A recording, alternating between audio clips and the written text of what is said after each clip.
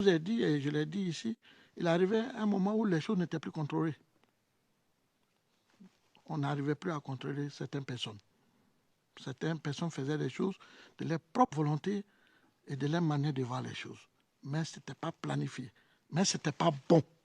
Ce n'était pas bon aussi. Parce que je vous donne un exemple. Il y avait le jeune qui a été brûlé vivant qui disait qu'il venait de Séguéla. Juste parce qu'ils l'ont attrapé, il avait des grégués sur lui. Et pour eux, c'est un rebelle qui est arrivé. Donc, ils l'ont pris, ils l'ont brûlé vivant. Mais ce n'est pas que c'est la révolution, c'est la révolte de la population à certaines décisions que se sont pensées qu'ils sont. Mais ça ne donne pas le droit de brûler un être humain vivant. Ça ne donne pas ce droit. Là, je ne suis pas d'accord. Je l'ai dit ici que je suis anti-violent, je suis contre la violence. Je l'ai dit ici. Laissez-moi aller un peu, s'il vous plaît, parce que je veux éclaircir quand même ce que j'ai dit, parce que ce qu'ils sont en train de dire, il faut que j'éclaircisse au président et à tous ceux qui nous écoutent, qui sachent que ce qu'il dit est la vérité. Même ceux qui sont à Abidjan nous regardent. Ils savent qu'en Côte d'Ivoire, on a brûlé les gens vivants. Ils le savent. Ce n'est pas à cacher. Mais ce n'est pas planifié. C'est ça que je voulais qu'on sait. C'est pour ça que je m'adresse directement, parce que le président ne connaît pas la Côte d'Ivoire, même vous, même plusieurs personnes ici. C'est nous qui pouvons vous apporter la vérité de ce qui s'est passé en Côte d'Ivoire. Et c'est la vérité. Les gens ont été brûlés vivants, monsieur le procureur, monsieur le président. C'est vrai. Mais c'est provoqué par certaines décisions et certaines tensions. Mais j'ai dit aussi que ça ne donne pas le droit à des gens de le faire. Et je vous donne un exemple. Moi, j'étais à Port-Boué chez moi, à la cité, lorsqu'on m'a appelé pour dire qu'on venait d'attraper un rebelle et qu'on était en train de le tabasser pour le brûler. Je n'étais pas sûr, j'étais chez moi, j'ai pris la voiture. Et puisque ça devait se faire dans la cité où j'habitais, j'ai pris la voiture, je suis allé rapidement sur le lieu, je suis allé trouver que plus de 20 personnes en train de tabasser quelqu'un. Et dès qu'ils m'ont vu, puisque je suis un leader et je suis un président, ils m'ont dit c'est un rebelle, c'est un rebelle. Je dis bon, ok, je l'ai attrapé moi-même. Je lui ai demandé, mais où viens-tu? Il dit je viens de Ferké. Mais j'ai compris qu'il ne comprenait pas ma question. Parce que je n'ai pas dit où il est né, d'où il venait. Mais lui, il a compris ça comme ça. Il me disait qu'il venait de Ferké. Et ils ont dit, voilà, quand je t'ai dit, président, c'est un rebelle. J'ai dit, non, laissez-le s'expliquer. J'ai dit, mais tu fais quoi ici? Il dit, lui, il va à Djamé. Et c'était plus grave quand il a dit ça, parce que où il était, ça n'avait rien à voir avec le chemin d'aller à Djamé. Donc tout de suite, les gens ont pris pour un espion, pour dire qu'il ne connaissait pas la ville, il est perdu. Il est perdu, il ne connaît pas la ville. Donc j'ai looté, je l'ai amené au commissariat la plus proche de la cité, qui était dans le 3e arrondissement. Et je suis arrivé avec lui là-bas, avec 3 personnes. Et le rumeur a coulé qu'il y avait un rebelle qu'on protégeait, qu'on a envoyé là. Et la population est sortie. Ils ont voulu le prendre pour le brûler. Et c'était devenu peut-être un mode à le faire ou à faire peur aux gens. Mais lorsque je suis arrivé avec lui au commissariat, il y a un policier qui l'a reconnu, qui me dit, mais monsieur Sam, tu nous envoies un fou ici? C'est un fou. J'ai dit, comment un fou? Il dit, mais ici, il a l'abattoir. Il n'a pas il n'est pas tout normal. Et il fallait vraiment calmer la population. Il fallait demander pardon. J'ai même donné 10 000 francs aux policiers, après nous, pour qu'ils puissent prendre un taxi et aller le déposer loin, quelque part vers où il sait les choses. Et en même temps aussi, la décision a fait que c'est ce que je disais hier, quand Jacques Chirac a donné la destruction de nos avions à Yamoussoukro, tout ça, ça a révolté les Ivoiriens. Et il y avait une révolte où les gens sont descendus dans les quartiers où vivaient plus les Européens et les étrangers qui venaient des pays européens, des autres. Et ça fait que ce temps-là, tous les Européens et les Blancs qui vivaient en zone 4 à Biétry et partout étaient réfugiés au 43e Bima, qui est le camp militaire qui est en Côte d'Ivoire. Et toutes les maisons de ces personnes ont été pillées. Toutes les maisons de ces personnes ont été pillées puisque vraiment on n'acceptait pas cette position prise contre le président Laurent Gbagbo. Mais ce n'est pas planifié. Merci.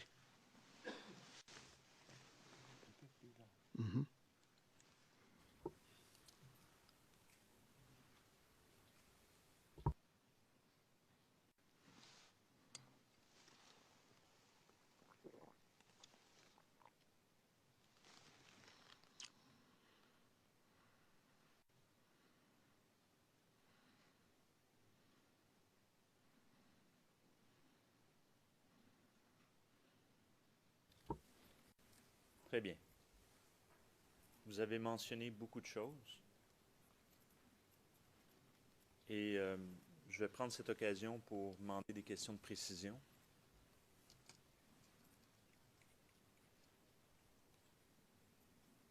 Vous avez mentionné que vous avez fait référence à des nationaux du Niger. Est-ce qu'il y avait seulement des gens du Niger qui faisaient l'objet de cette chasse, comme vous avez mentionné, ou y avait-il des gens aussi de d'autres nationalités qui étaient visés à ce moment-là? Et si oui, pourriez-vous nous indiquer de quel pays venait-il? Merci, monsieur le procureur. Étaient visés beaucoup de ressortissants de nos frères, de nos pays frères. Quand je dis nos pays frères, il y avait les ressortissants, surtout les ressortissants burkinabés, maliens,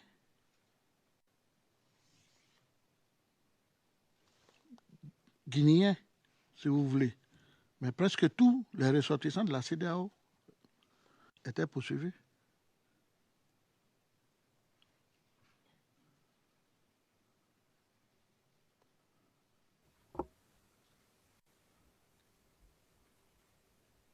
Et vous avez mentionné que lorsqu'on portait des gris-gris,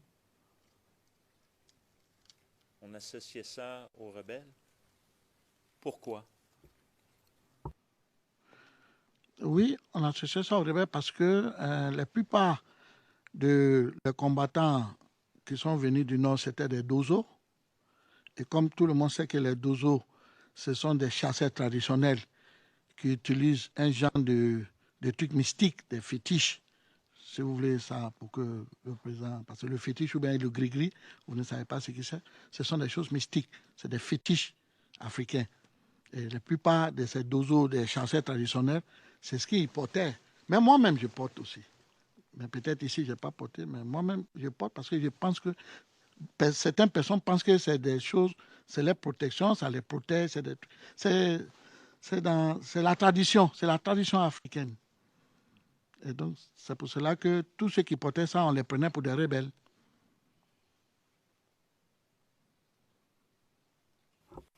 Comment on porte les gris-gris ou ces fétiches? Est-ce qu'on les porte et c'est extérieur ou c'est caché?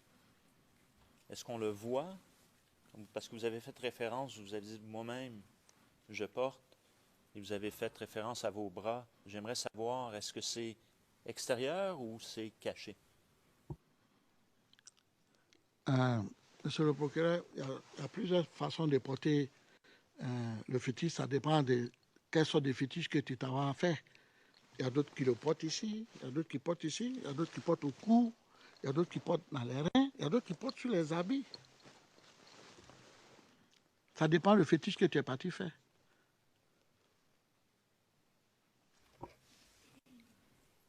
Et donc,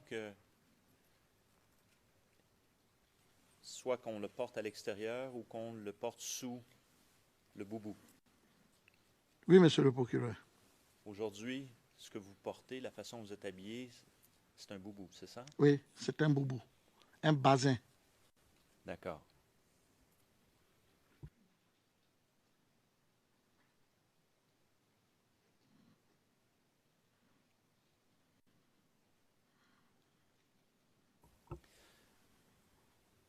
Vous avez parlé donc des migrants qui habitaient en Côte d'Ivoire. Maintenant, parlons de citoyens ivoiriens.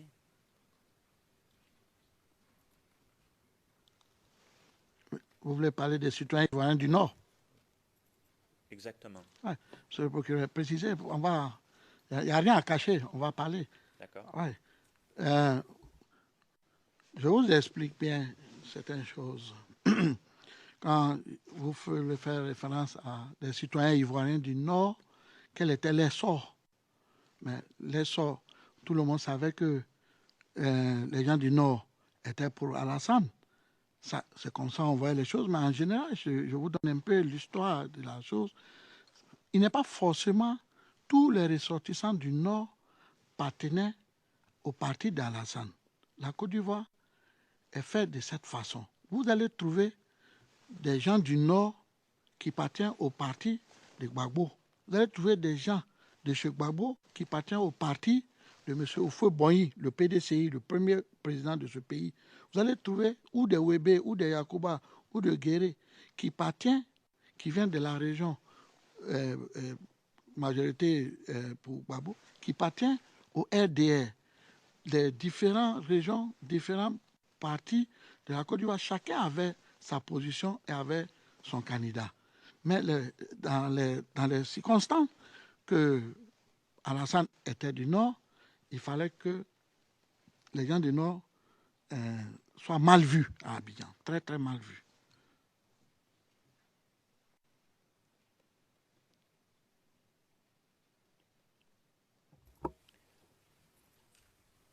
Quel était leur sort à Abidjan s'ils étaient mal vus? Qu'est-ce que vous voulez dire par ça? Que leur arrivait-il? Mais vous savez, vers la fin, quand le combat a commencé, après que les gens ont négocié, ont discuté, ont tout fait, et qu'il y a la solution de la dialogue, la solution de dialoguer, la solution diplomatique n'avait plus sa place.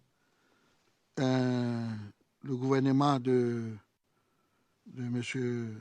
Alassane, Soro Guillaume l'a confirmé lui-même, le président aujourd'hui, le président de l'Assemblée nationale, que toutes les solutions, même les solutions d'âme, n'étaient pas exclues de déloger le président Gbagbo. Donc après toutes ces négociations et que ça n'a rien abouti, ils sont passés aux phases maintenant militaires. Et c'est là les choses sont devenues vraiment graves. Parce que là, les combats ont commencé et les militaires FSI qui ont été nommés par le président Ouattara ont commencé à prendre le dessus. Par la complicité, il faut qu'on précise, par la complicité des tout-puissants, ce qu'on appelle la communauté internationale, qui soutenait le candidat qui était leur candidat et que c'est lui qui avait gagné et que c'est lui qu'on devait installer. Quel que soit le prix que ça allait coûter à la Côte d'Ivoire, quel que soit le prix que ça allait coûter aux Ivoiriens, c'est ce qui devait se faire. Et donc, c'est ce qui s'est fait. Et des gens ont commencé à prendre les villes. Ils ont commencé à prendre toutes les villes. Moi-même, paix à son âme, le ministre Tagro qui a été tué, quand les choses ont commencé à arriver et qu'il y avait les différentes attaques dans les quartiers, on attaquait les quartiers où il y avait les gens du Nord, où les gens du Nord attaquaient les quartiers où il y avait les gens qui étaient pour Gbagbo, la guerre civile a commencé à se présenter. Moi, j'ai été voir le ministre Tagro, que le président écoutait beaucoup. Je suis allé discuter avec lui pendant 1 heure. D'abord, je suis allé discuter avec lui d'abord pour lui dire, puisque moi, je savais comment est-ce que les choses se préparaient au Nord et comment les choses vont venir. Et que ce n'était pas bon, on ne pouvait pas maîtriser ça. Moi, je le savais. Puisque moi, je suis du Nord, j'avais toutes les informations. Tout ce qui se préparait pour venir déloger le président.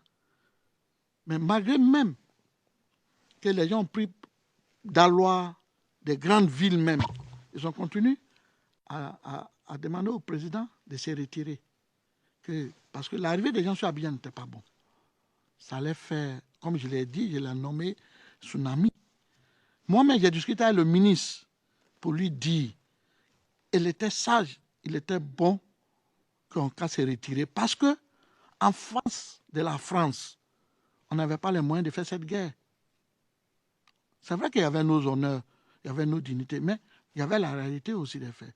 Parce qu'il s'agit, aujourd'hui, nous sommes dans un monde économique où les gens font des guerres économiques, des intérêts. Et personne ne veut perdre ses intérêts.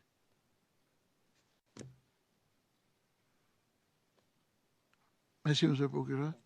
J'attends.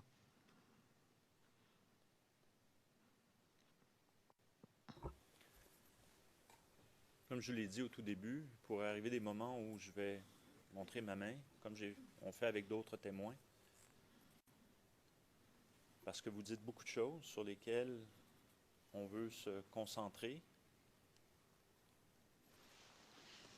Et puis on essaie aussi d'avoir une certaine chronologie dans le temps et dans l'espace pour qu'on s'y retrouve, surtout la Chambre, qui n'a pas nécessairement les mêmes connaissances que vous ou que les partis peuvent savoir.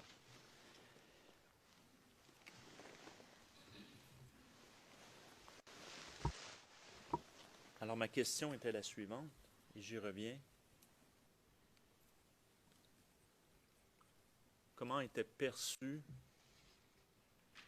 les supporters de M. Ouattara qui venaient du Nord et qui se trouvaient à Abidjan durant la crise? Je vais vous donner un exemple. J'avais mon chargé de mission, moi-même. Il s'appelait Karamoko Zoumana.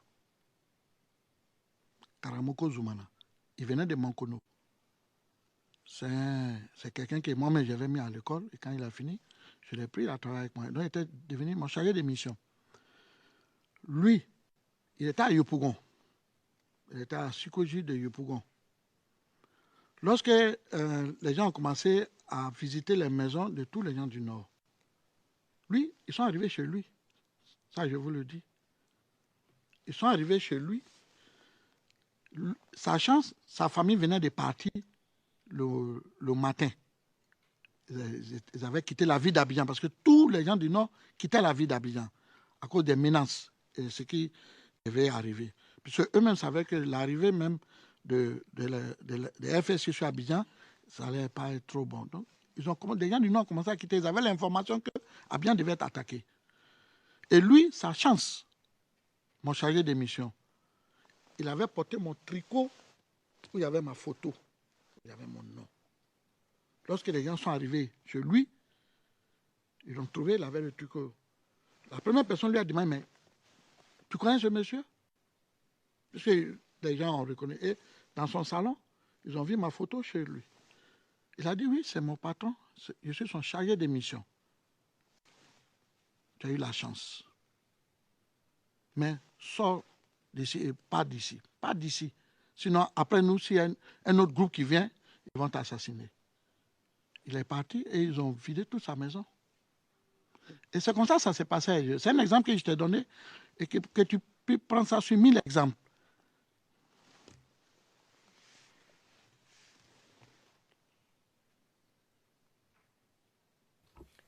Cet exemple que vous mentionnez, est-ce que vous êtes capable de nous le situer dans le temps? Et je vais utiliser le 11 avril, l'arrestation de M. Gbagbo. Est-ce que c'est avant ou après cela?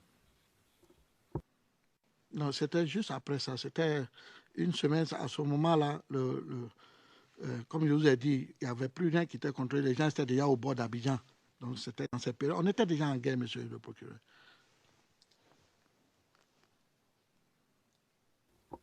Avant l'arrestation de M. Gbagbo, outre les gens qui venaient du Niger, Burkina Faso ou du Mali, avez-vous eu connaissance du traitement qu'on faisait des supporters de M. Ouattara qui venaient du Nord? Quand vous parlez de traitement, mais c'est des traitements de violence. On les frappait, où on les chassait.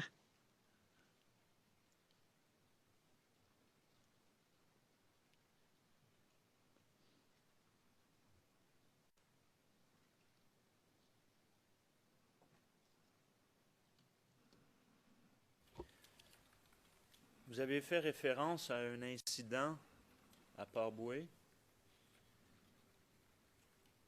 où il y avait le bus ou le car qui amenait des gens.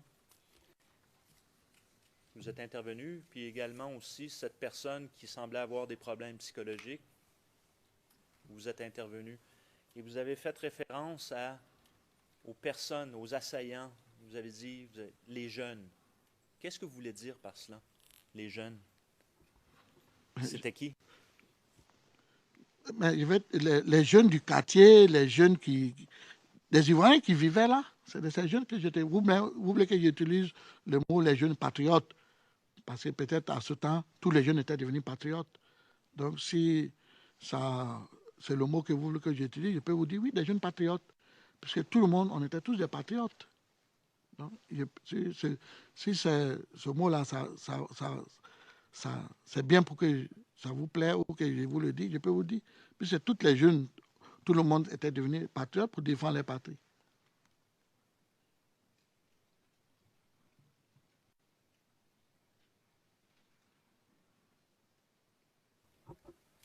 Avec votre permission, on cherche une information sur le transcrit. On revient.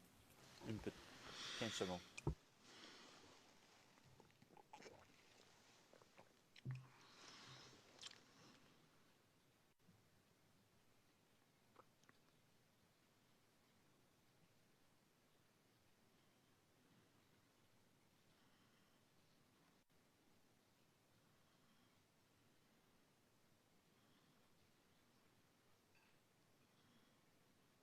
Très bien. Alors, je vais juste continuer.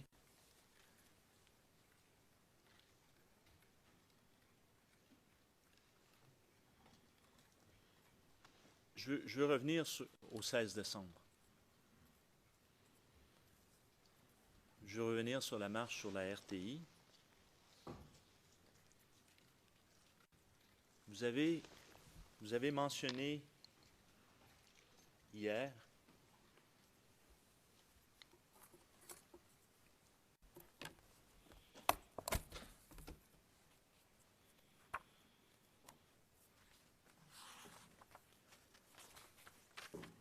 vous avez fait référence hier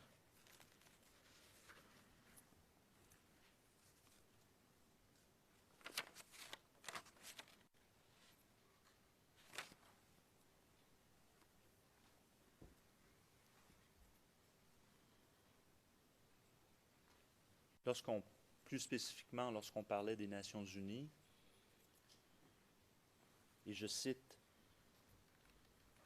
le transcrit numéro 26, donc du 8 mars, à la page 67, ligne 19, nous expliquer la perception des M. Gbagbo, des pro-Gbagbo, que l'intervention des Nations Unies ou la perception des Nations Unies, c'était révoltant, c'était très révoltant. On ne pouvait pas accepter ça du tout de l'ONU. Et également, alors donc, ça c'est au moment de la certification. Et lorsqu'on parlait de l'investiture de M. Gbagbo, vous avez mentionné également l'investiture de M. Ouattara, n'est-ce pas? Et qu'à ce moment-là, à la page 57, ligne 11 et suivante, que c'était d'allumer le pays, d'enflammer la Côte d'Ivoire, de brûler la Côte d'Ivoire, ce comportement-là. Maintenant, je veux revenir sur la RTI.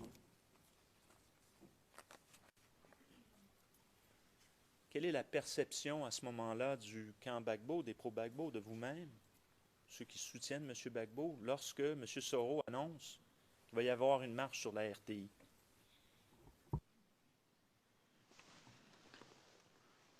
Il fallait empêcher qu'il y ait la marche sur la RTI. Il fallait l'empêcher. Et les jeunes se sont mobilisés pour faire des barricades et des barrages partout, puisque les gens venaient d'un peu partout pour venir à la RTI.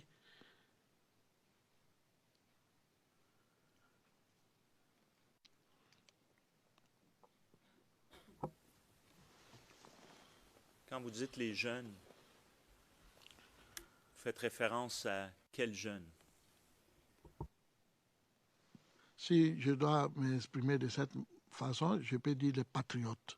Si tous les jeunes de Côte d'Ivoire sont les patriotes ou tous les Pro-Gbagbo sont les patriotes, donc ce sont les patriotes. C'est de ça.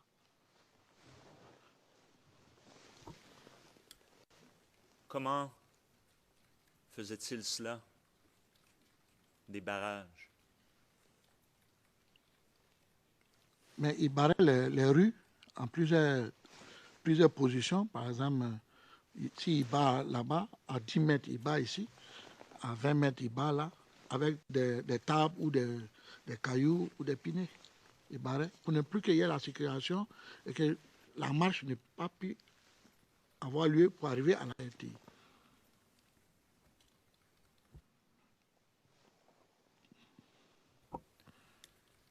Comment sont-ils habillés, ces jeunes? En civil. Sont-ils armés? Pour être plus précis, je crois que j'avais dit que le jour que les gens devaient marcher, moi je ne suis pas sorti. Si les gens étaient armés ou pas, mais il y avait aussi la police, il y avait aussi, je crois, la gendarmerie qui protégeait l'arrivée des marcheurs à la RTI.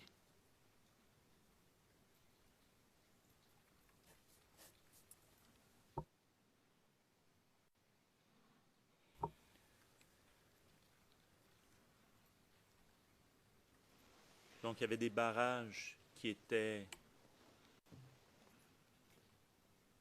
sous l'autorité de patriotes, vous dites, et il y avait également la présence de la police et de la gendarmerie. Est-ce que c'était au... Comment, je pose la question comme ça, comment, à votre connaissance, la police et la gendarmerie est-elle intervenue cette journée pour, je présume, empêcher la marche? D'abord, puisque les gens devaient venir de l'hôtel de golf, là-bas, il y avait le blocus, et puis il y avait des barrages à partir de là-bas jusqu'à Saint-Jean, Carrefour Saint-Jean.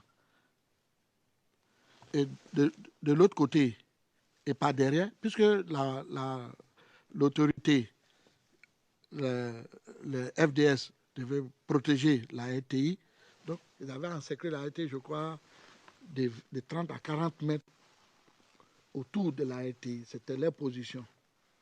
Et il y avait la police qui, pour chasser les jeunes marcheurs avec les gaz. Et le reste là, comme je vous le dis, je vous ai donné les positions, la manière que les choses ont été faites.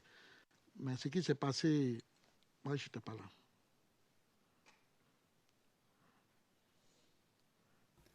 Donc, quand vous dites les gaz, vous faites référence aux gaz lacrymogènes, c'est bien ça?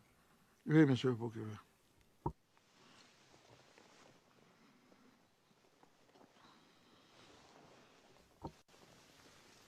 Vous avez mentionné hier, lorsqu'on a abordé le sujet de la RTI, que des gens donc devaient effectivement se déplacer du Golfe. Et vous avez également fait référence à d'autres quartiers. J'aimerais juste qu'on, à votre connaissance, les personnes, les marcheurs qui suivent l'appel de M. Soro, ils venaient de quel quartier, à votre connaissance? D'autres venaient de Abobo, d'autres venaient du côté plateau de Cuy, d'autres venaient de Yopougon, d'autres venaient de l'hôtel de golf, et d'autres venaient derrière l'eau, ce que nous on appelle derrière l'eau, c'est-à-dire de Koumassi, Makori, des différentes communes. Les gens venaient d'un peu partout. Donc, ils venaient de plusieurs communes d'Abidjan, les marcheurs. Mais la plupart venaient d'Abobo, oui. Mais la plupart venaient d'Abobo et de Yopougon.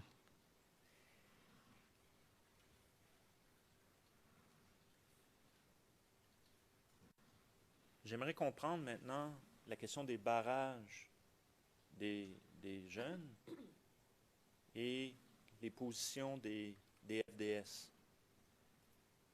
étaient-elles les mêmes sur la route ou est-ce que c'était différent? Expliquez-nous, à votre connaissance, ce qu'il en était. Vous voulez savoir si les jeunes patriotes étaient mixtes dans les barrages avec les forces de l'ordre? C'est ce que vous voulez savoir? Ou séparés, ou comment c'était? C'était séparé. Vous me permettez? Monsieur le procureur, vous me permettez? Ok. C'était séparé. Il y avait ce qu'on appelle les FDS. Leur rôle, c'était de protéger la télévision. Puisque M. Soro avait ordonné d'aller installer le directeur par force, il s'est adressé à ses militaires. Il y avait M. Ouattara même qui était là, qui a lui-même tenu un propos pour dire, vous avez compris, on a reçu des ordres de notre chef, de notre président. Donc, il n'y a plus de temps d'amusement. Et il a dit aussi qu'aujourd'hui, ils sont la force républicaine de Côte d'Ivoire et que nous sommes devenus les rebelles. Ça, il a dit. Donc, il fallait maintenant prendre des précautions. Et c'est des précautions que les jeunes patriotes prenaient. Et les FDS aussi protégeaient la RTI pour ne pas que la RTI soit prise. Parce que c'est important dans un régime. La maison de la télévision nationale est importante dans un régime. Donc, c'est comme ça, les choses ont commencé. Et quand les jeunes venaient de côté à Bobo, du plateau de Cuit, tout ça, c'est là les gens ont commencé à tirer.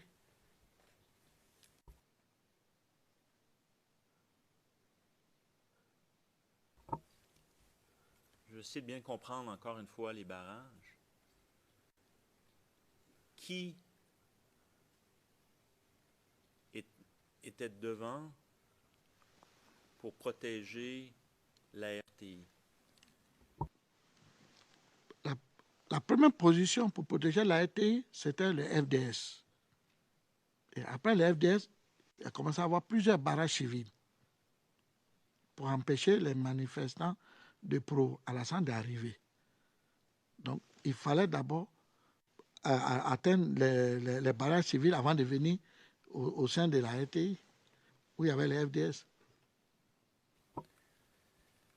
Comment se sont organisés ces barrages de jeunes patriotes?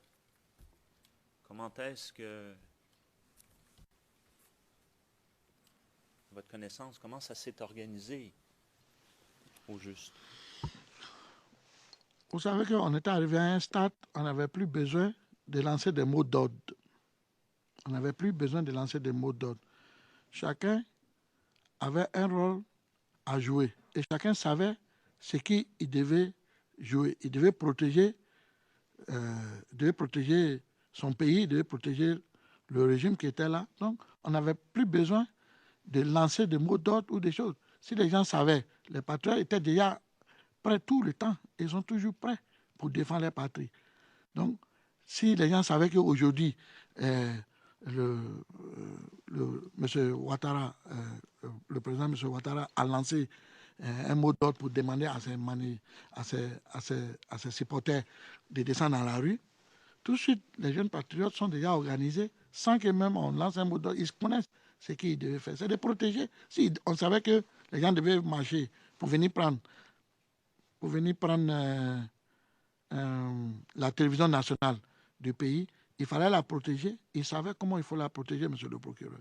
C'est des barrages qu'ils ont faits pour empêcher les manifestants à arriver. Et vous savez que les barrages comme ça, ou des barrages civils, et que les manifestants qui sont en train de venir, c'est des civils, vous savez que c'est un affrontement. C'est un affrontement qui est né, qui est créé. Et il y a eu des affrontements, il y a eu des morts. Ces jours, il y a eu des morts, je ne connais pas combien.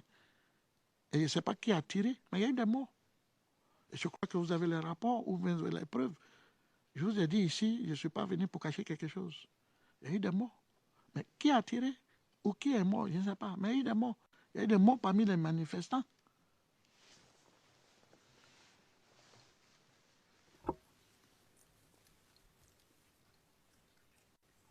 C'est quoi ça, des mots d'ordre? parce que vous avez utilisé l'expression, et ce serait bon que la Chambre puisse comprendre c'est quoi un mot d'ordre. Vous dites qu'à ce moment-là, il n'y avait pas des mots d'ordre, mais donc il y en avait avant. Il faut en déduire ça. Mais c'est quoi au juste un mot d'ordre? Je vous explique. Quand je parle de mots d'ordre, ça veut dire que le responsable des leaders que nous sommes, nous donnons des mots d'ordre à nos supporters ou à nos sympathisants ou à nos groupes. Bon, écoutez, demain, il y a telle chose qui vous doit avoir lieu, donc vous faites un barrage ici, vous faites ça, c'est ça les mots d'ordre qu'on donne. Mais on arrivait à un stade, on n'avait plus besoin de ça. Chacun avait position de défendre son pays.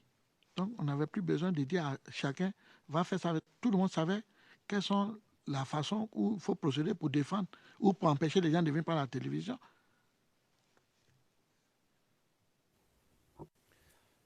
Donc, vous dites que il fut un temps où il y avait des mots d'ordre. Entre autres, vous avez fait mention pour ériger des barrages. Est-ce que c'est ce que j'ai compris? Oui, vous avez compris, c'est ça.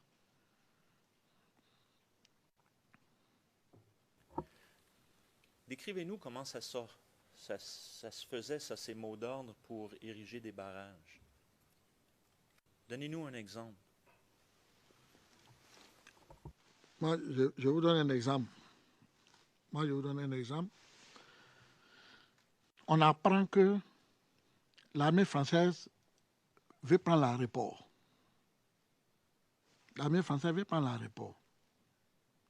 Qu'est-ce qu'on fait? Nous avons cette information. Nous qui sommes les responsables ou les leaders de la commune où se trouve l'aéroport, nous lançons un mot d'ordre à toute la jeunesse et tous les patriotes de cette commune de se mobiliser et venir faire barrage à l'armée française pour ne pas prendre l'aéroport. C'est un exemple que je vous donne. Puisque vous voulez savoir qu'est-ce que c'est le mot d'ordre. C'est ça. C'est comme ça le mot d'ordre vient. Si à Cocody et que les gens veulent marcher pour venir prendre la RTI à Air Force, les leaders de la galaxie patriotique font un appel à tous les jeunes patriotes, à tous les Ivoiriens, de sortir pour faire barrage, que les gens viennent prendre la télévision nationale de Côte d'Ivoire. C'est ça les mots d'ordre.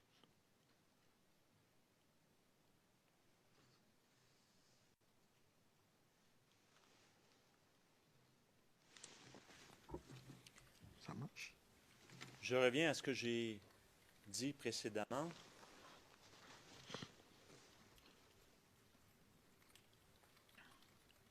À ce moment-là, on est dans un climat où il y a, selon la perspective du camp Gbagbo, atteinte à la souveraineté de la Côte d'Ivoire.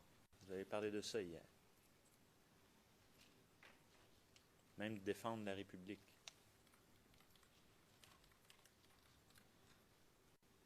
À votre connaissance, suite aux résultats des élections, y a-t-il eu des appels de la galaxie patriotique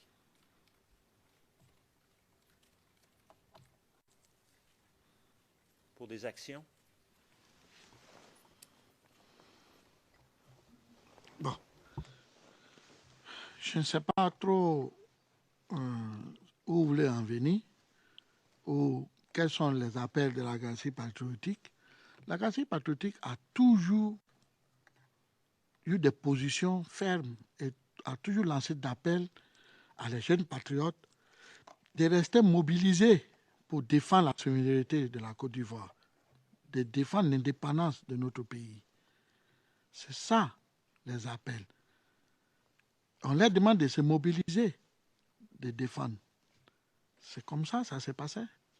Et chacun, arrivé sur le terrain, peut-être chacun faisait ce qu'il lui-même sentait bon et qu'il avait envie de faire, je ne sais pas. Mais c'est comme ça s'est passé.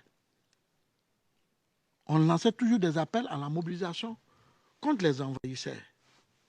Nous, on appelait la communauté internationale. Et l'ONU, c'est des envahisseurs. Qui au sein de la galaxie faisait ces appels? Faisait les appels de choses.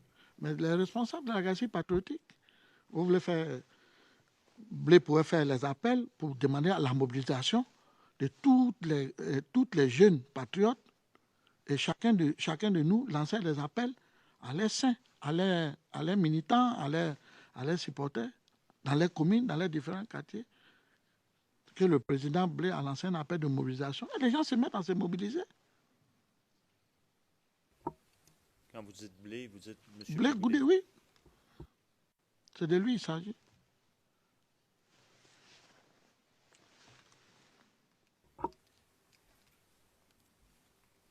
Quels moyens utilisait-il pour lancer ces appels à la mobilisation? Vous avez parlé hier du système de messagerie cellulaire, les SMS. Quel autre moyen était utilisé? Comme je vous ai dit, ça dépend de la gravité ou de l'appel de la mobilisation ou de ce qui s'est passé. M.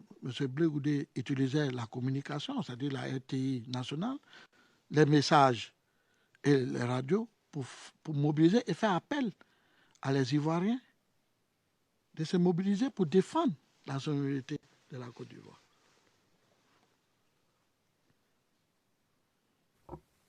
Est-ce qu'il y avait d'autres leaders qui également faisaient des appels à votre connaissance?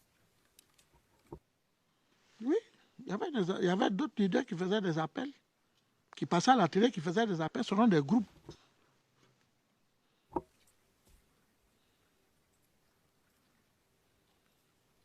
Et quand vous dites qu'il passait à la télé, vous faites toujours référence à la RTI? Oui, à la RTI, Radio-Télévision Nationale.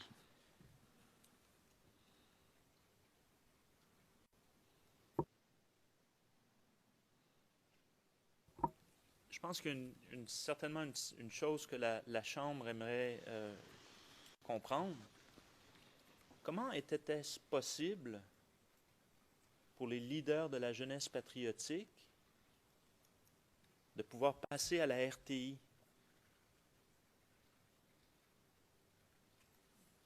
Expliquez-nous.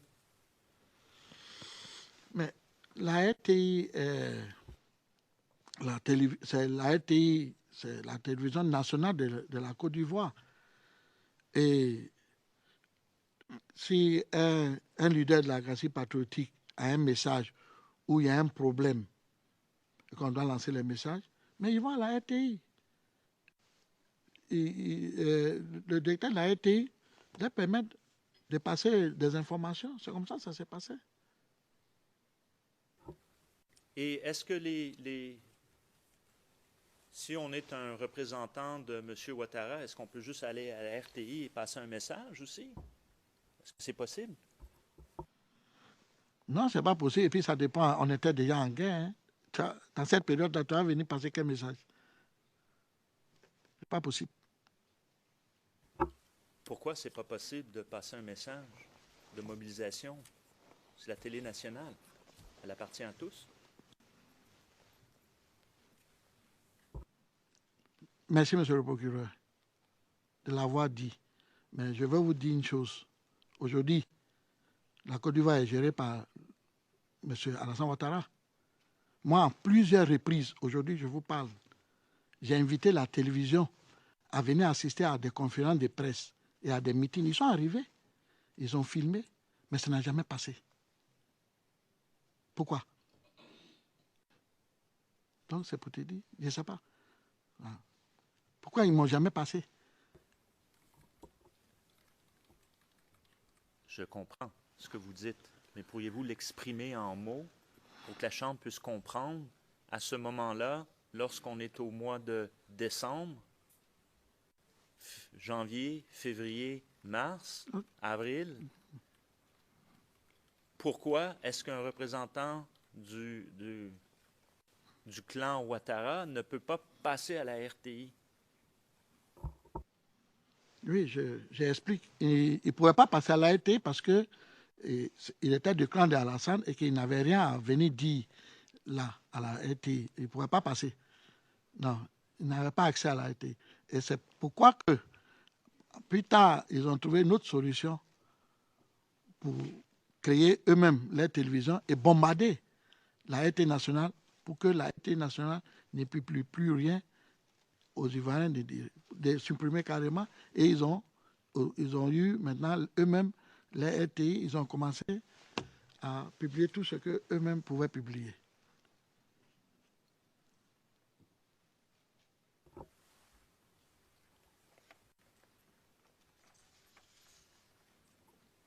Vous utilisez le terme bombarder. Vous l'avez utilisé hier. C'est d'ailleurs une question sur laquelle je voulais revenir. Et qu'est-ce que vous voulez dire par bombarder? Lancer des bombes ou bombarder, ça veut dire quoi? C'est effectivement, monsieur le procureur, j'ai remarqué que dans la cour ici, les mots, les petits, vous les précisions. Oui, bombarder par des armes lourdes. Bombarder par des armes lourdes pour interrompre que la RT puisse émettre encore des émissions. Et à ce moment-là, est-ce qu'on est au début de la crise ou on est à la fin de la crise? Quand vous dites bombarder, on était au milieu de la crise, c'est-à-dire après les élections et jusqu'à la fin, on était au milieu de ces périodes-là. on y reviendra. OK.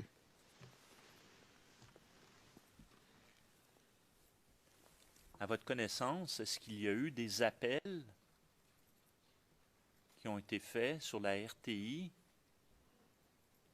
avant cette marche sur la RTI par la jeunesse patriotique?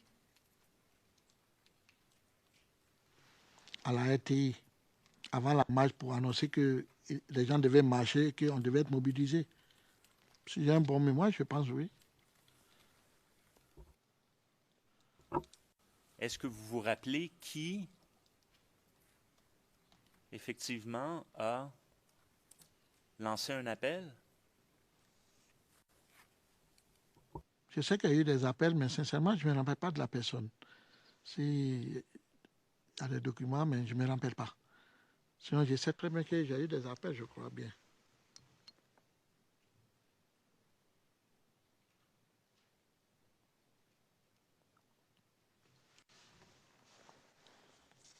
Il y a les papiers qui étaient ici. Là.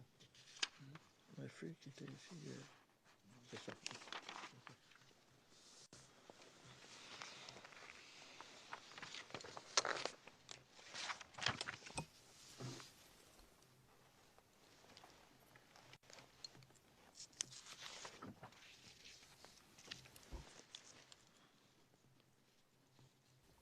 J'aimerais revenir sur cette rencontre à laquelle on a fait référence hier. Vous avez fait référence hier.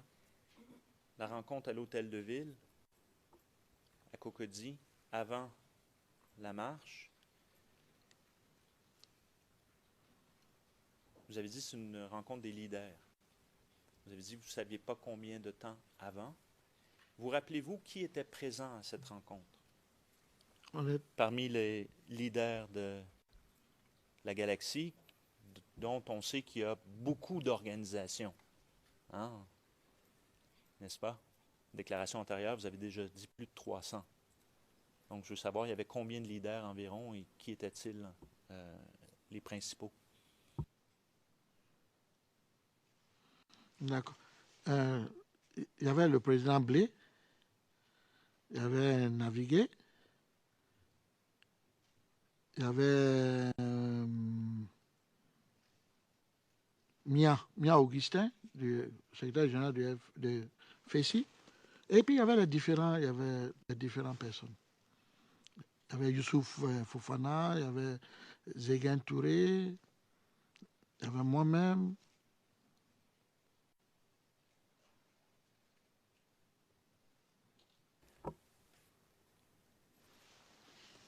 Et puis on essaie aussi d'avoir une certaine chronologie dans le temps et dans l'espace pour qu'on s'y retrouve, surtout la Chambre, qui n'a pas nécessairement les mêmes connaissances que vous ou que les partis peuvent savoir.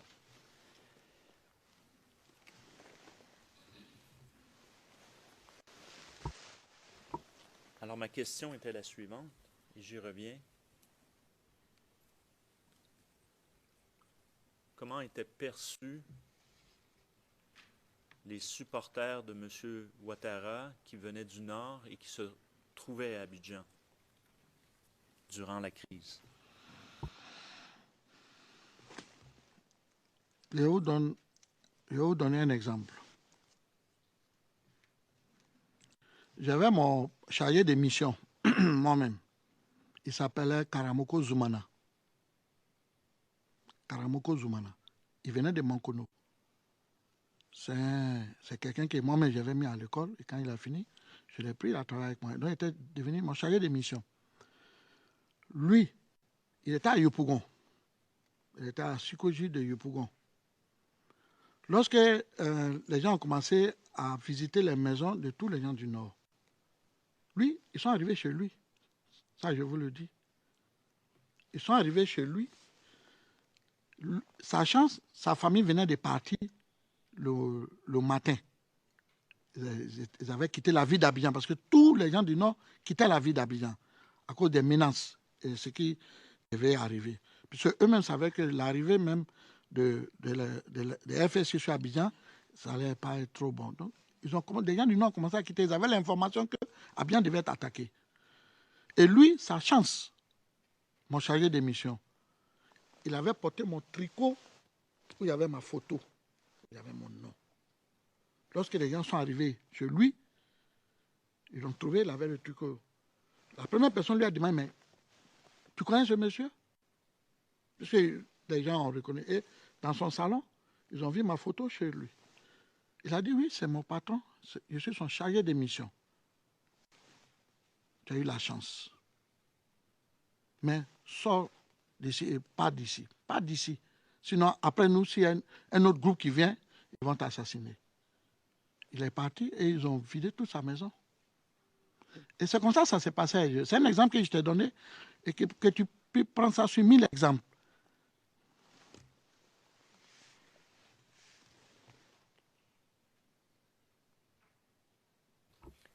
Cet exemple que vous mentionnez, est-ce que vous êtes capable de nous le situer dans le temps? Et je vais utiliser le 11 avril, l'arrestation de M. Gbagbo. Est-ce que c'est avant ou après cela? Non, c'était juste après ça. C'était une semaine. À ce moment-là, comme je vous ai dit, il n'y avait plus rien qui était contrôlé. Les gens étaient déjà au bord d'Abidjan. Donc c'était dans cette période. On était déjà en guerre, monsieur le procureur.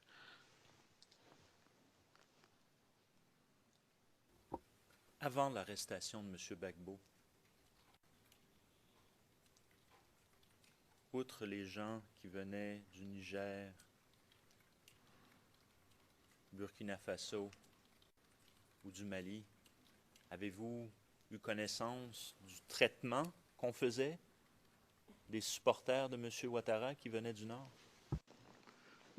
Quand vous parlez de traitement, mais c'est des traitements de violence. On les frappait, où on les chassait.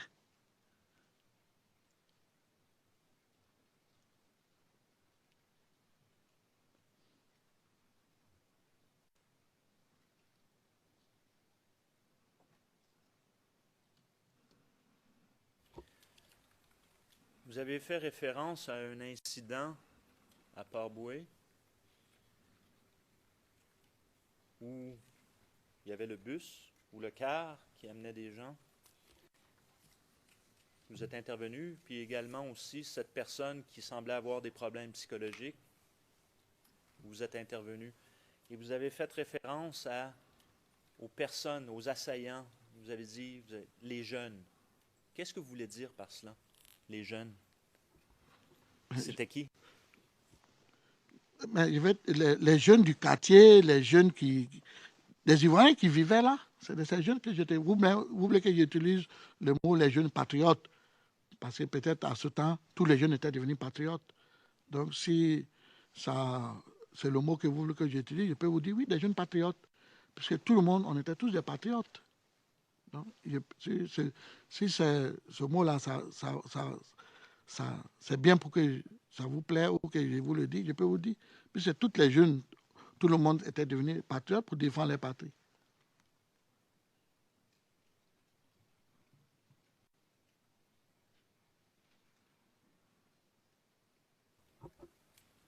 votre permission, on cherche une information sur le transcrit. On revient. Une petite 15 secondes.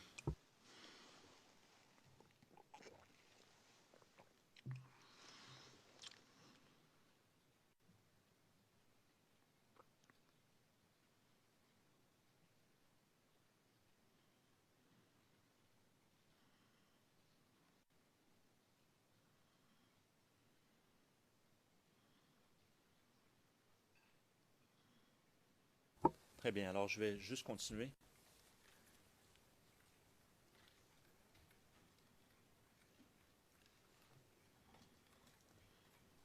Je veux revenir au 16 décembre. Je veux revenir sur la marche sur la RTI.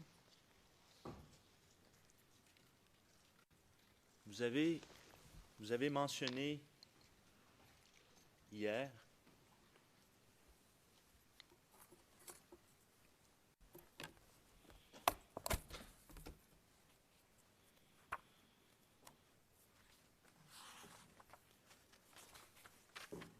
vous avez fait référence hier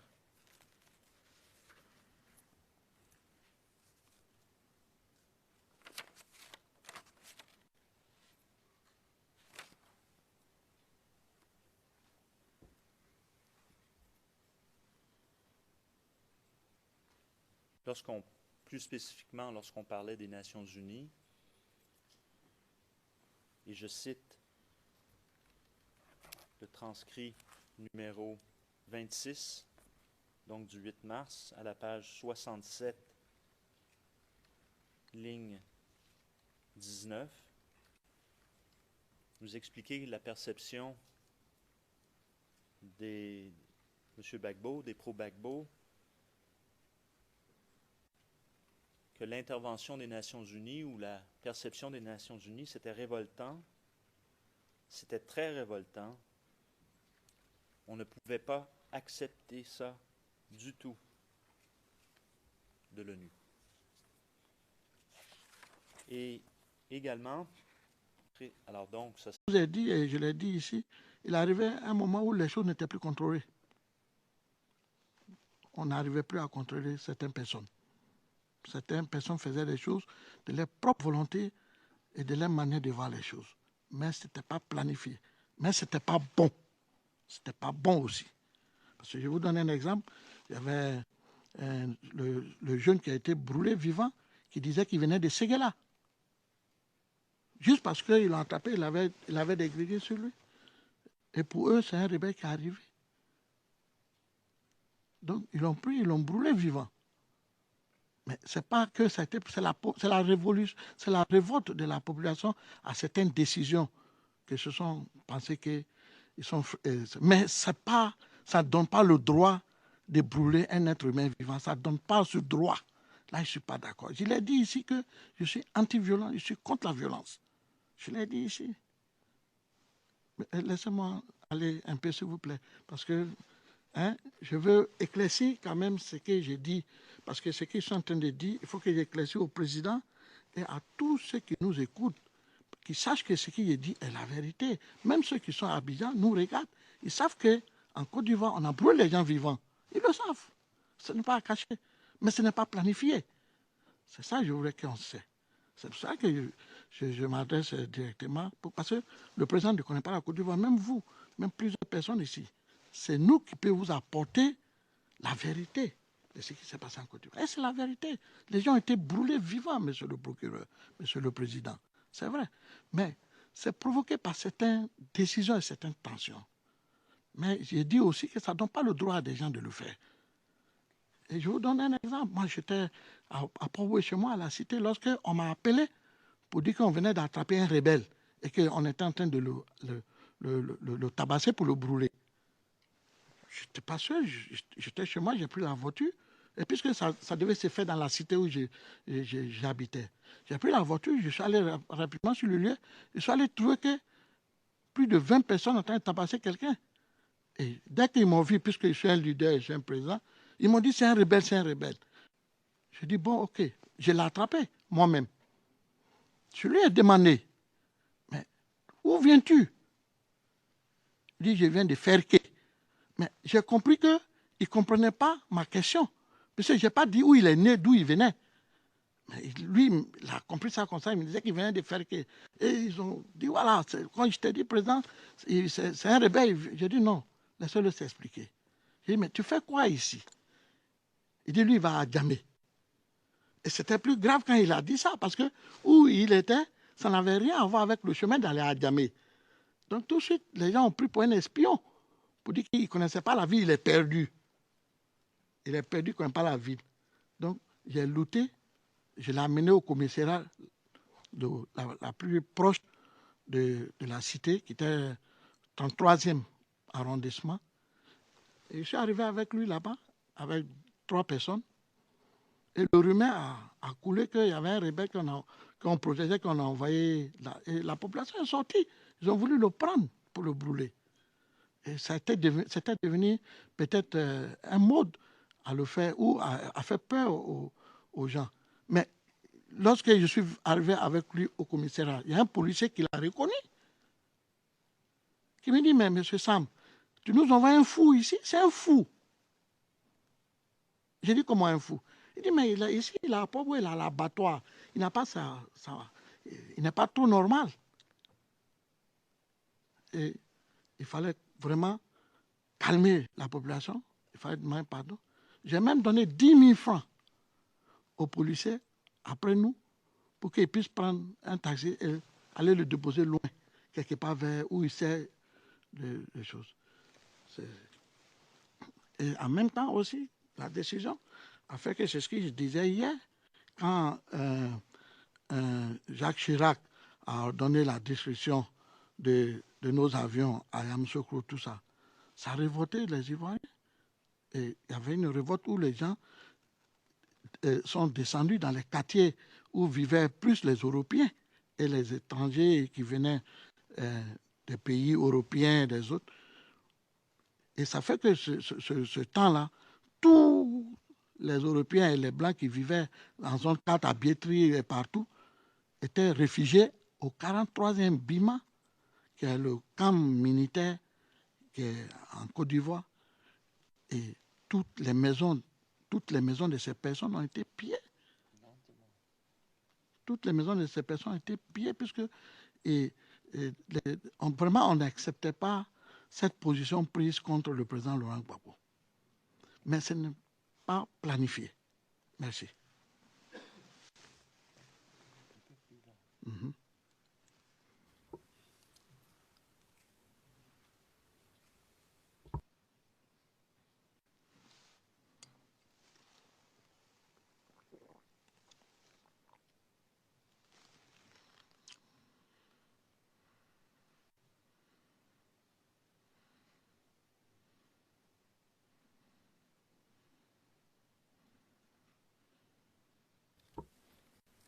Très bien. Vous avez mentionné beaucoup de choses. Et je vais prendre cette occasion pour demander des questions de précision.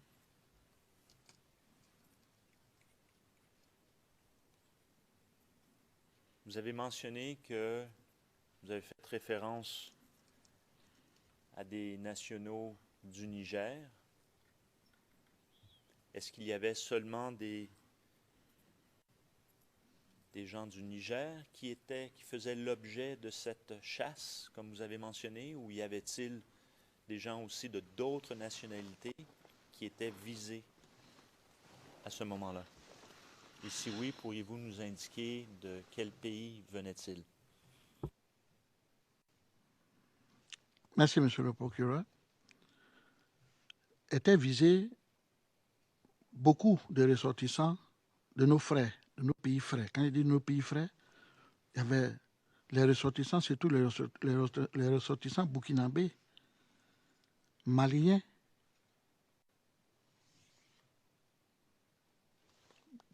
guinéens, si vous voulez. Mais presque tous les ressortissants de la CEDEAO étaient poursuivis.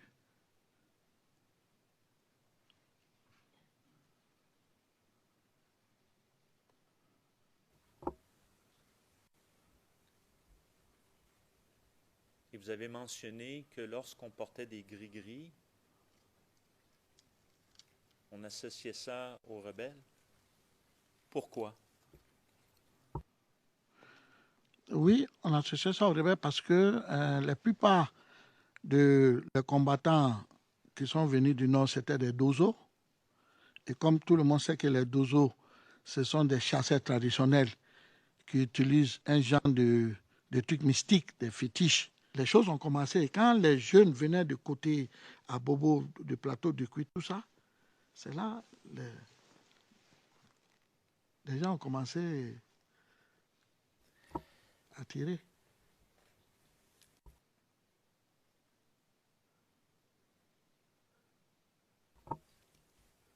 Je veux essayer de bien comprendre encore une fois les barrages. Qui était devant pour protéger la RTI?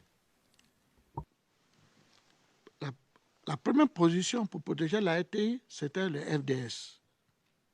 Et après le FDS, il a commencé à avoir plusieurs barrages civils pour empêcher les manifestants de pro-Alassane d'arriver. Donc, il fallait d'abord atteindre les barrages civils avant de venir au sein de la RTI, où il y avait les FDS. Comment se sont organisés ces barrages de jeunes patriotes? Comment est-ce que,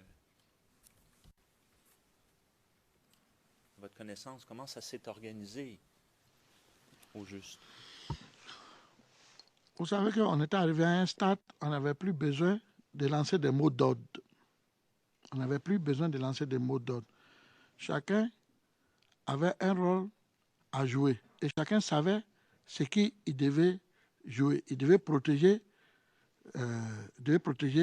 son pays, il devait protéger le régime qui était là. Donc, on n'avait plus besoin de lancer des mots d'ordre ou des choses. Si les gens savaient, les patriotes étaient déjà prêts tout le temps. Ils sont toujours prêts pour défendre leur patrie. Donc, si les gens savaient qu'aujourd'hui, M. Ouattara, le président M. Ouattara a lancé un mot d'ordre pour demander à ses supporters de descendre dans la rue, tout de suite, les jeunes patriotes sont déjà organisés sans que même on lance un mot d'ordre. Ils connaissent ce qu'ils devaient faire. C'est de protéger. Si on savait que les gens devaient marcher pour venir prendre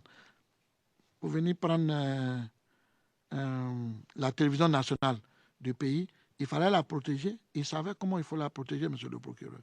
C'est des barrages qu'ils ont fait pour empêcher les manifestants à arriver.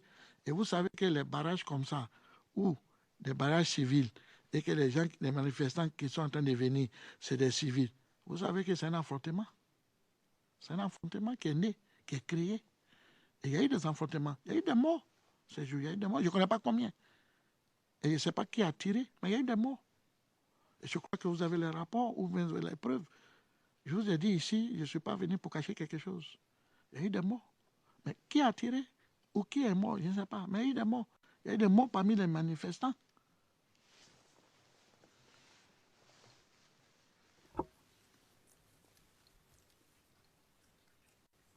C'est quoi ça, des mots d'ordre? Parce que vous avez utilisé l'expression et ce serait bon que la Chambre puisse comprendre c'est quoi un mot d'ordre. Vous dites qu'à ce moment-là, il n'y avait pas des mots d'ordre, mais donc il y en avait avant. Il faut en déduire ça. Mais c'est quoi au juste un mot d'ordre? Je vous explique. Quand je parle de mots d'ordre, ça veut dire que le responsable des leaders que nous sommes, nous donnons des mots d'ordre à nos supporters ou à nos sympathisants ou à nos groupes. Bon, écoutez, demain, il y a telle chose qui vous doit avoir lieu. Donc, vous faites un barrage ici, vous faites ça. C'est ça les mots d'ordre qu'on donne. Mais on arrivait à un stade, on n'avait plus besoin de ça. Chacun avait position de défendre son pays. Donc, on n'avait plus besoin de dire à chacun, va faire ça. Tout le monde savait quelles sont la façon où il faut procéder pour défendre ou pour empêcher les gens de venir par la télévision.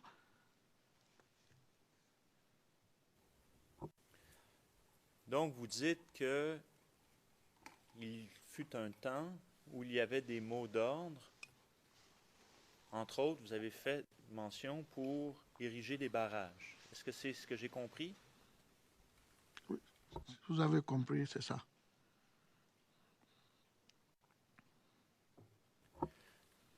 Décrivez-nous comment ça sort. Ça se faisait, ça, ces mots d'ordre pour ériger des barrages. Donnez-nous un exemple. Moi, je vous donne un exemple. On apprend que l'armée française veut prendre l'aéroport.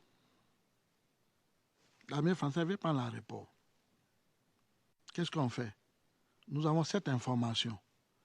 Nous qui sommes les responsables ou les leaders de la commune où se trouve l'aéroport, nous lançons un mot d'ordre à toute la jeunesse et tous les patriotes de cette commune de se mobiliser et venir faire barrage à l'armée française pour ne pas prendre l'aéroport. C'est un exemple que je vous donne. Puisque vous voulez savoir qu'est-ce que c'est le mot d'ordre. C'est ça. C'est comme ça le mot d'ordre vient. Si à Cocody et que les gens veulent marcher pour venir prendre la RTI à Air Force, les leaders de la Galaxie patriotique font un appel à tous les jeunes patriotes, à tous les Ivoiriens, de sortir pour faire barrage, que les gens viennent prendre la télévision nationale de Côte d'Ivoire. C'est ça les mots d'ordre.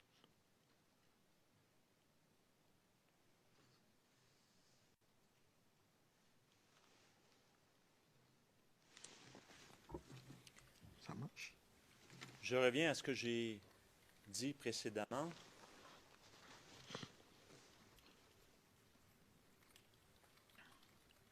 À ce moment-là, on est dans un climat où il y a, selon la perspective du camp Gbagbo, atteinte à la souveraineté de la Côte d'Ivoire.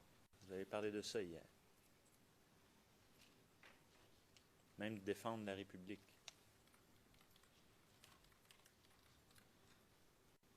À votre connaissance, suite aux résultats des élections, y a-t-il eu des appels de la Galaxie patriotique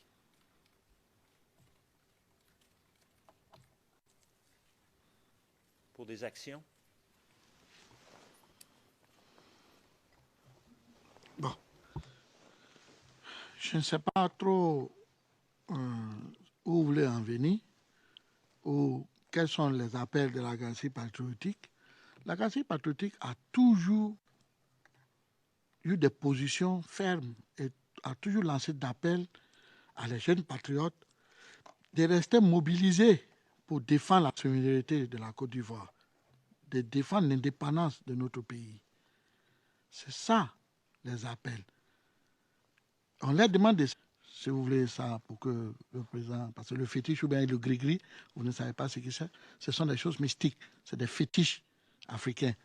Et la plupart de ces dozos, des chansons traditionnels, c'est ce qu'ils portaient. Mais moi-même, je porte aussi. Mais peut-être ici, je n'ai pas porté, mais moi-même, je porte parce que je pense que certaines personnes pensent que c'est des choses, c'est leur protection, ça les protège, c'est la tradition africaine. Et donc, c'est pour cela que tous ceux qui portaient ça, on les prenait pour des rebelles.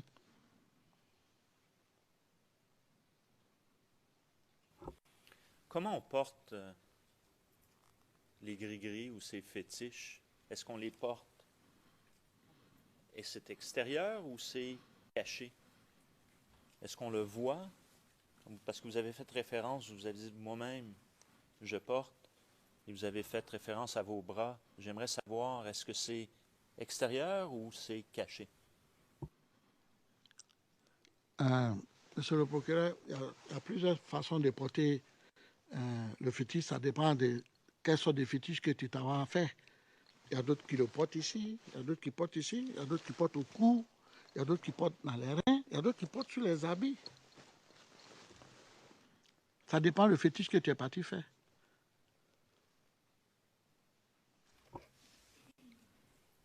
Et donc,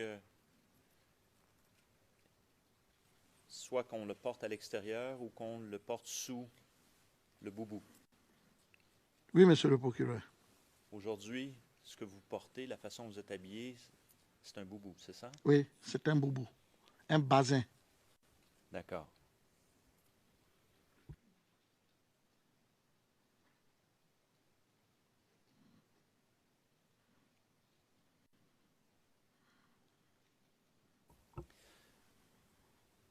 Vous avez parlé donc des migrants qui habitaient en Côte d'Ivoire.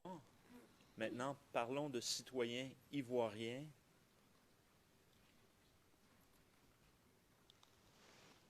Vous voulez parler des citoyens ivoiriens du Nord? Exactement. Oui, monsieur le procureur, précisez, on va... Il n'y a rien à cacher, on va parler. D'accord. Ouais. Je vous explique bien certaines choses. Quand vous faites référence à des citoyens ivoiriens du Nord, quel était l'essor? Mais l'essor, tout le monde savait que les gens du Nord étaient pour Alassane.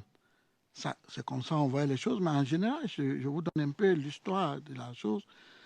Il n'est pas forcément tous les ressortissants du Nord appartenaient au parti d'Alassane. La Côte d'Ivoire est faite de cette façon. Vous allez trouver des gens du Nord qui appartiennent au parti de Gbagbo. Vous allez trouver des gens de chez Gbagbo qui appartiennent au parti de M. Houphouët-Boigny, le PDCI, le premier président de ce pays. Vous allez trouver ou des Wébé, ou des Yacouba, ou de Guéré, qui viennent de la région, majorité pour Gbagbo, qui appartiennent au RDR. Les différentes régions, différents partis de la Côte d'Ivoire, chacun avait sa position et avait son candidat. Mais dans les circonstances que Alassane était du Nord, il fallait que les gens du Nord soient mal vus à Abidjan, très très mal vus.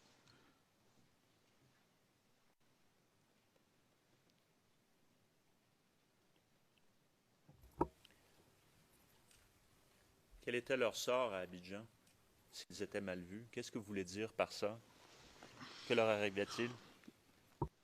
Mais vous savez, vers la fin, quand le combat a commencé, après que les gens ont négocié, ont discuté, ont tout fait, et qu'il y a la solution de la dialogue, la solution de dialoguer, la solution diplomatique n'avait plus sa place. Le gouvernement de M. Alassane, Soro Guillaume l'a confirmé lui-même, le président, aujourd'hui le président de l'Assemblée nationale, que toutes les solutions, même les solutions d'âme, n'étaient pas exclues de déloger le président Gbagbo. Donc après toutes ces négociations et que ça n'a rien abouti, ils sont passés aux phases maintenant militaires. Et c'est là les choses sont devenues vraiment graves. Parce que là, les combats ont commencé et les militaires FSI qui ont été nommés par le président Ouattara ont commencé à prendre le dessus. Par la complicité, il faut qu'on précise, par la complicité des tout-puissants, ce qu'on appelle la communauté internationale, qui soutenait le candidat qui était leur candidat et que c'est lui qui avait gagné et que c'est lui qu'on devait installer. Quel que soit le prix que ça allait coûter à la Côte d'Ivoire, quel que soit le prix que ça allait coûter aux Ivoiriens, c'est ce qui devait se faire. Et donc, c'est ce qui s'est fait. Et les gens ont commencé à prendre les villes. Ils ont commencé à prendre toutes les villes.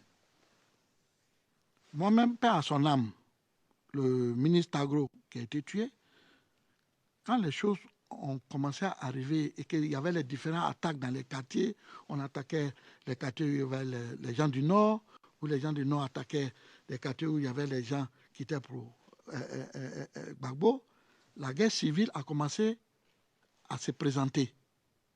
Moi, j'ai été voir le ministre Agro, que le président écoutait beaucoup. Je suis allé discuter avec lui pendant 1 heure. D'abord, je suis allé discuter avec lui d'abord pour lui dire, puisque moi, je savais comment est-ce que les choses se préparaient au Nord et comment les choses vont venir. Et que ce n'était pas bon, on ne pouvait pas maîtriser ça. Moi, je le savais. puisque moi, je suis du Nord, j'avais toutes les informations. Tout ce qui se préparait pour venir déloger le président. Mais malgré même que les gens ont pris d'Alois, des grandes villes même, ils ont continué à demander au président de se retirer. Parce que l'arrivée des gens sur Abidjan n'était pas bon. Ça allait faire, comme je l'ai dit, je l'ai nommé tsunami. Moi-même, j'ai discuté avec le ministre pour lui dire, il était sage, il était bon qu'on puisse se retirer. Parce que en face de la France, on n'avait pas les moyens de faire cette guerre. C'est vrai qu'il y avait nos honneurs, il y avait nos dignités, mais il y avait la réalité aussi des faits. Parce qu'il s'agit, aujourd'hui, nous sommes dans un monde économique où les gens font des guerres économiques, des intérêts. Et personne ne veut perdre ses intérêts.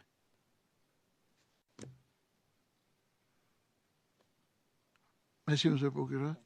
J'attends.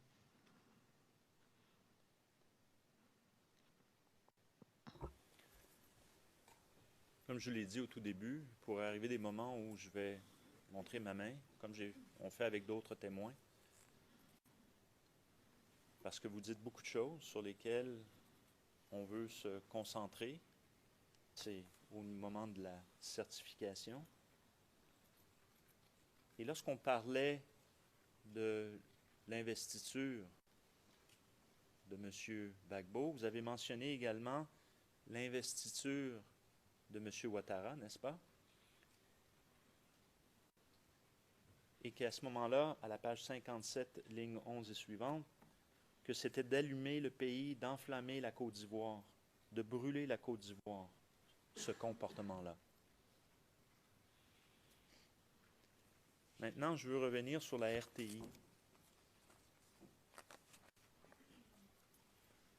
Quelle est la perception à ce moment-là du camp Gbagbo, des pro-Gbagbo, de vous-même, ceux qui soutiennent M. Gbagbo, lorsque M. Soro annonce qu'il va y avoir une marche sur la RTI?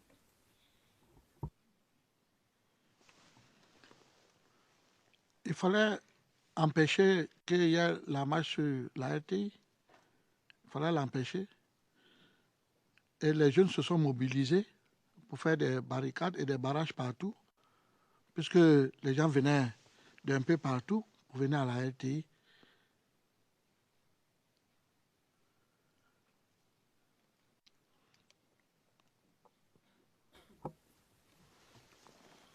Quand vous dites les jeunes, vous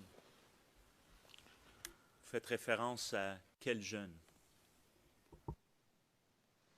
Si je dois m'exprimer de cette façon, je peux dire les patriotes. Si tous les jeunes de Côte d'Ivoire sont les patriotes ou tous les pro-Gbagbo sont les patriotes, donc ce sont les patriotes. C'est de ça.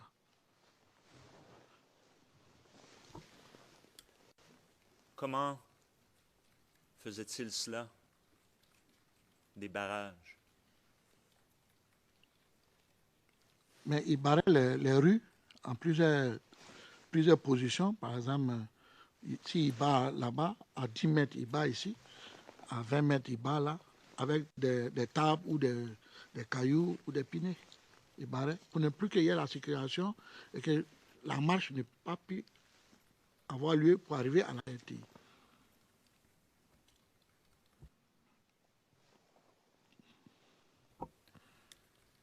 Comment sont-ils habillés, ces jeunes? En civil. Sont-ils armés? Pour être plus précis, je crois que j'avais dit que le jour que les gens devaient marcher, moi je ne suis pas sorti. Si les gens étaient armés ou pas, mais il y avait aussi la police, il y avait aussi, je crois, la gendarmerie qui protégeait l'arrivée des marcheurs à la RTI.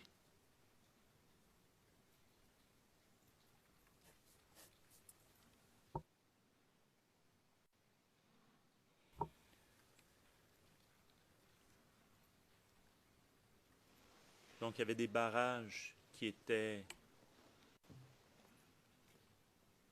sous l'autorité de patriotes, vous dites, et il y avait également la présence de la police et de la gendarmerie. Est-ce que c'était au... Comment, je pose la question comme ça, comment, à votre connaissance, la police et la gendarmerie est-elle intervenue cette journée pour, je présume, empêcher la marche? D'abord, puisque les gens devaient venir de l'hôtel de golf, là-bas, il y avait le blocus, et puis il y avait des barrages à partir de là-bas jusqu'à Saint-Jean, Carrefour Saint-Jean.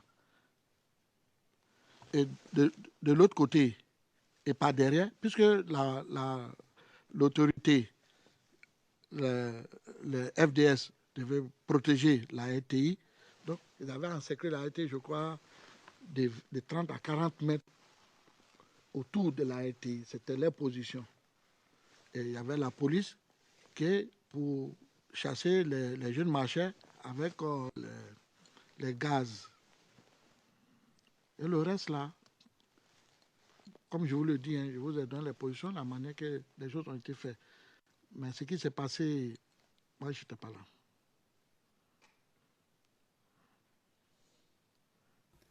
Donc, quand vous dites les gaz, vous faites référence aux gaz lacrymogènes, c'est bien ça? Oui, monsieur le procureur.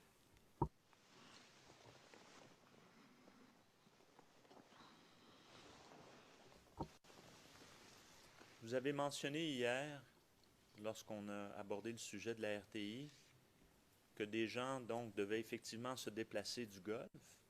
Et vous avez également fait référence à d'autres quartiers.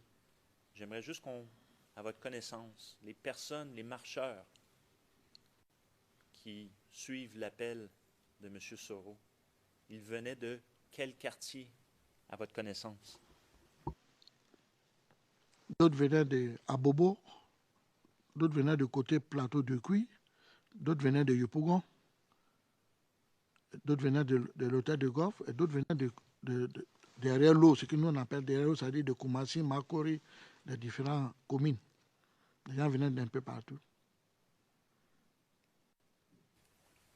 Donc, ils venaient de plusieurs communes d'Abidjan, les marcheurs. Mais la plupart venaient d'Abobo, oui. Mais la plupart venaient d'Abobo et de Yopougon.